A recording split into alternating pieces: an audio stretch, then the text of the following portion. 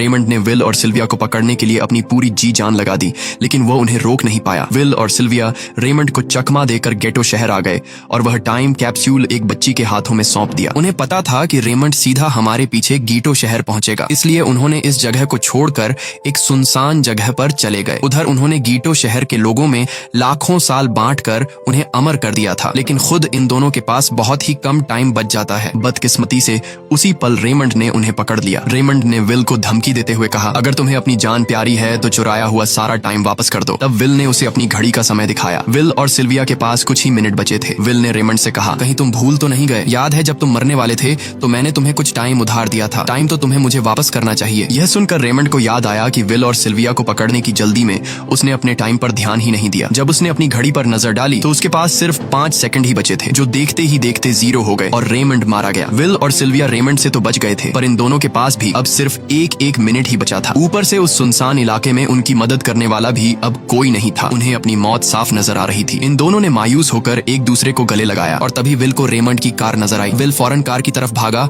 और वहां पहुंचकर उसने रेमंड की सैलरी का टाइम अपनी घड़ी में ट्रांसफर कर दिया। इसके बाद वह सिल्विया को भी टाइम देने उसकी ओर भागने लगा। सिल्विया भी तेजी से विल की ओर दौड़ रही थी। सिल्विया के पास कुछ ही सेकंड्स बचे हुए थे। यह बिल्कुल उसी तरह का पल था जिस तरह से विल ने अपनी मॉम को खोया था। विल ने अपनी मॉम को तो खो दिया था, पर सिल्विया को नहीं खोना चाहता था। विल सिल्विया के बिल्कुल करीब ही था, पर तभी सिल्विया विल की बाहों में गिर पड़ी। लकीली विल ने सही वक्त पर सिल्विया का हाथ थाम लिया था, जिससे उसकी जान बच गई। विल और सिल्विया की बदौलत अब डेटन शहर के सारे लोग अमर हो चुके थे। अब उन्हें एक घंटे कमाने के लिए फैक्ट्रीज में काम करने की जरूरत नहीं थी। वह सभी अपने सपनों को पूरा करने ग्रीनिच शहर की ओर निकल पड़े, जिससे अमीरों का बनाया सारा सिस्टम फेल हो गया। वहीं इसी के साथ यह कहानी खत्म हो जाती है।